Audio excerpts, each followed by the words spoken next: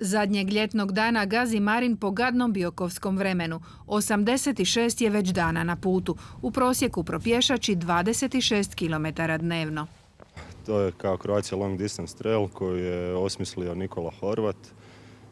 On je prvi Hrvat koji je prehodao Pacific Crest Trail i došao je nazad iz Amerike sa željom da napravi dugohodačku stazu u Hrvatskoj i spoje najistočniju Ilok, najsjeverniju Sveti Martin na Muri, najzapadniju Savudriju i najjužnija Prevlaka. Na mladog su pustolovnog informatičara ponosni kolege iz Odašiljača i veza.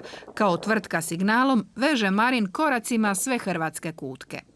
Kad se prije otprilike 3 mjeseca pojavio sa idejom da traži neplaćeni dopust, da napravi ovaj poduhvat, iskreno nisam vjerovao da će uspjeti to u svom naumu, međutim evo sada je on pred kraj svog puta, mi smo se ovdje na mjestu gdje je najviše radno mjesto u Hrvatskoj okupili da ga dočekamo, da mu čestitamo na tom poduhvatu.